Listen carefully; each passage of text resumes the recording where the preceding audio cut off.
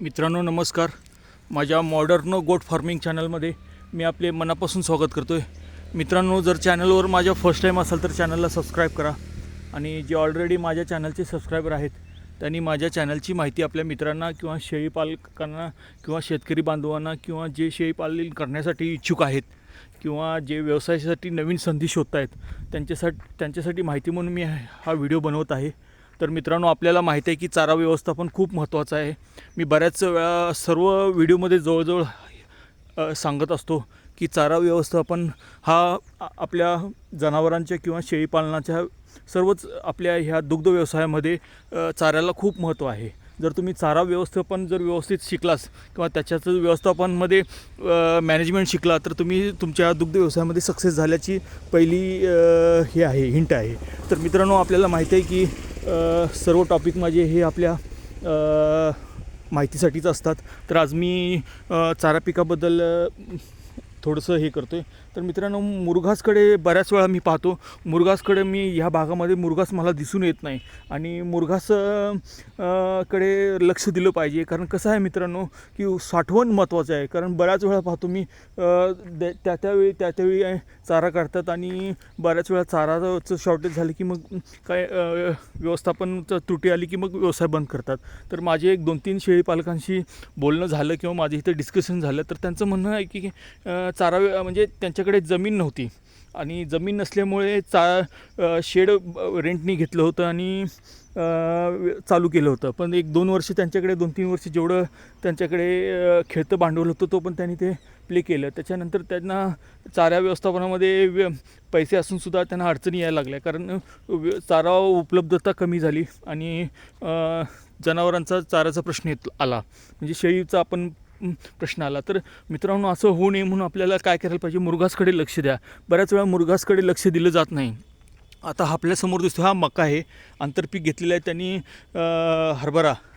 हरभरा हे आंतरपीक आहे, हे बघा आंतरपीक, आणि हा मका आहे.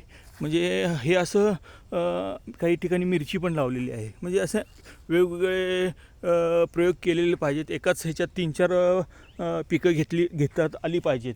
म्हणजे आपल्याला व्यवस्थापन म्हणजे आपल्या घरच्या खाण्यासाठी, आपल्या जनावरांसाठी आणि विक्रीसाठी हे 3 गोष्टी जर व्यवस्थित मॅनेज झाल्या तर आपल्याला निश्चित यश येतं मित्रांनो. आणि त्यांनी कंपाऊंड म्हणून असं ज्वारीचं हे धाटे लावलेले आहेत, म्हणजे साईडला कंपाऊंड म्हणून. तर मित्रांनो, अशा पद्धतीनं व्यवस्थापन केलं पाहिजे की मुरघासकडे लक्ष द्या.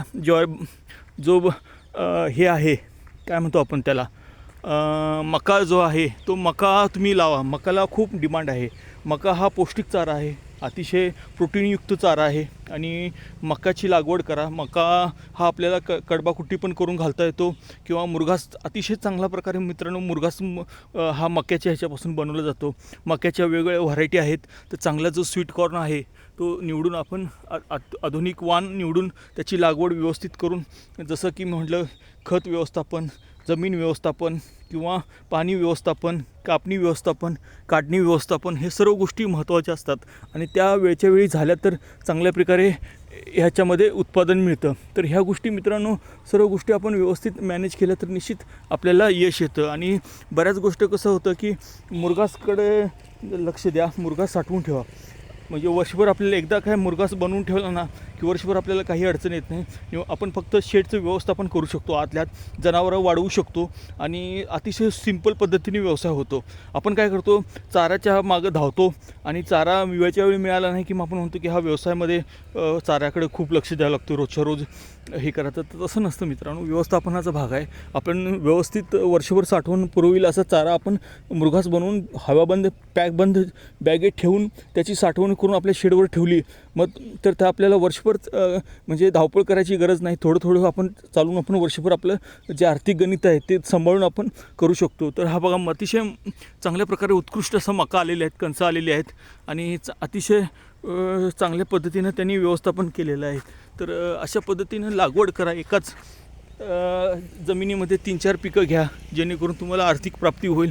घरच्यांसाठी काही मिरच्या आपल्याला वापरता येतात, विक्रीसाठी येतात. हरभरा पण तसंच आपल्या घरच्यात खाण्यासाठी येतो, परत आपल्याला विक्रीसाठी येतो, आणि मका पण आपल्याला विक्रीसाठी येतो आणि आपल्या जनावरांसाठी येतो.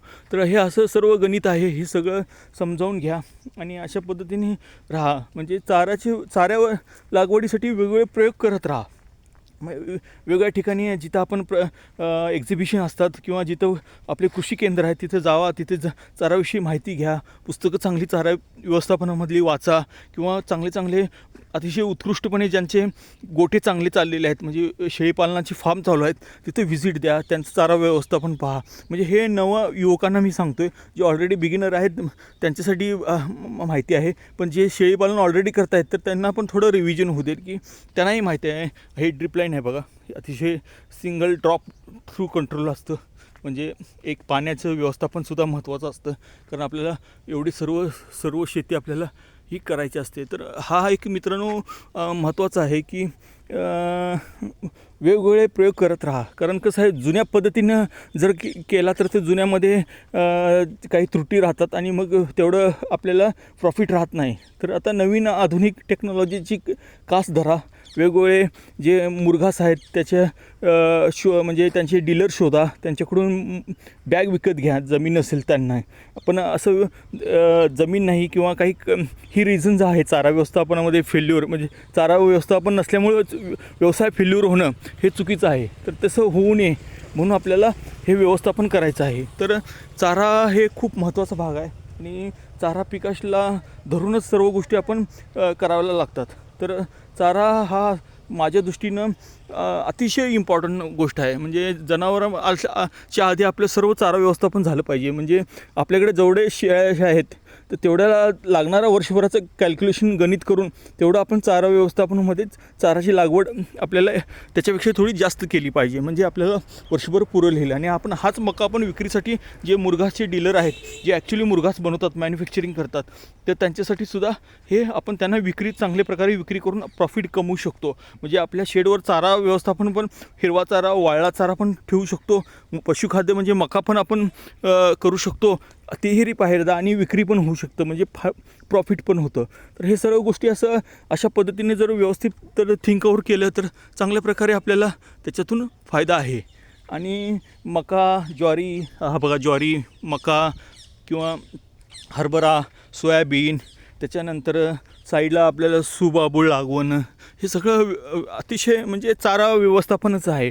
आणि तेच मला सगळ्या व्हिडिओमध्ये सांगत असतो मी, की जी शेळीपालकांना मी भेटतो आणि जी चारा व्यवस्थापन नसल्यामुळं फेल होणं व्यवसाय हे काही म्हणजे आपल्याला स्पष्ट आपल्या व्यवसायाला पटण्यासारखं नाही आहे. तर चारा व्यवस्थापन आपल्या कंट्रोलमध्ये आहे आणि आपण ते करू शकतो मित्रांनो. तर अशा पद्धतीने मी थोडीशी चारा व्यवस्थापनाबद्दलची थोडीशी माहिती घेतली आहे. व्हिडिओ आवडला असेल तर लाईक करा, शेअर करा, सबस्क्राईब करा. मित्रांनो, व्हिडिओ पाहिल्याबद्दल धन्यवाद.